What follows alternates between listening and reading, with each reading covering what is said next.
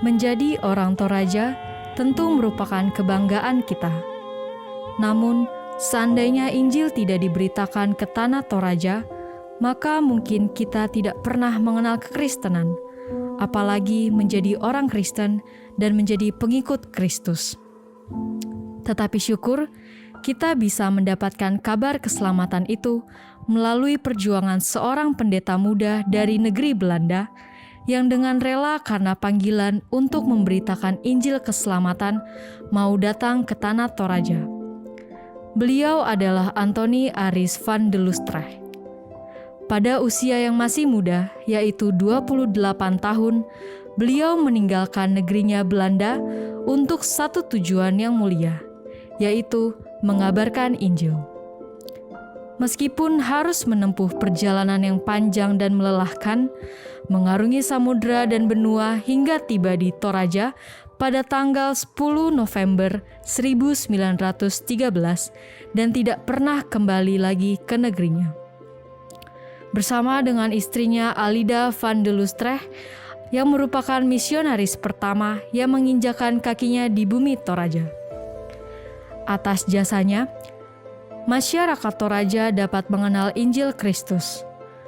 Bahkan dapat dikatakan dari benih pelayanan mereka, gereja Toraja dapat berdiri dan berkembang sampai sekarang. Perjuangan beliau begitu berat, bahkan sampai harus mati martir, dibunuh oleh orang Toraja sendiri. Namun, cintanya akan Injil Kristus yang harus diberitakan membuat beliau mau datang ke Toraja. Di zaman itu, masyarakat Toraja masih sangat kental dengan Aluk Todolo, kepercayaan nenek moyang, dan sangat sulit menerima pengaruh dari luar, apalagi kalau hal tersebut bertentangan dengan kepercayaan orang Toraja. Belum lagi adat istiadat yang kerap berseberangan dengan iman Kristen, tentu sangat menyulitkan pemberitaan Injil di Toraja. Namun, Antoni Aris van de Lustrecht tetap bertahan. Sungguh suatu pelayanan yang tidak akan pernah dapat dibalas oleh masyarakat Toraja secara umum dan gereja Toraja secara khusus.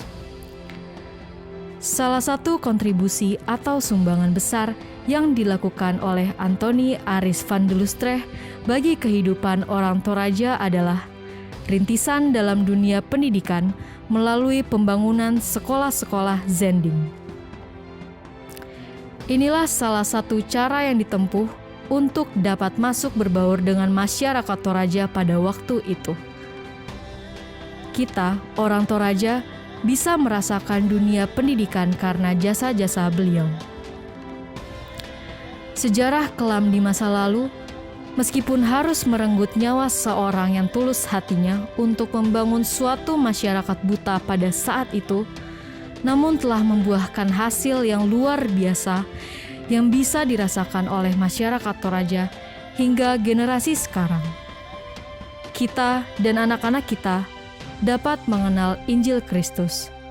Bahkan juga dapat mengenal dunia pendidikan karena jasa seorang yang bernama Antoni Aris van de Lustrecht. Terima kasih Bapak Antoni Aris van de Lustrecht atas jasamu bagi kami, masyarakat Toraja.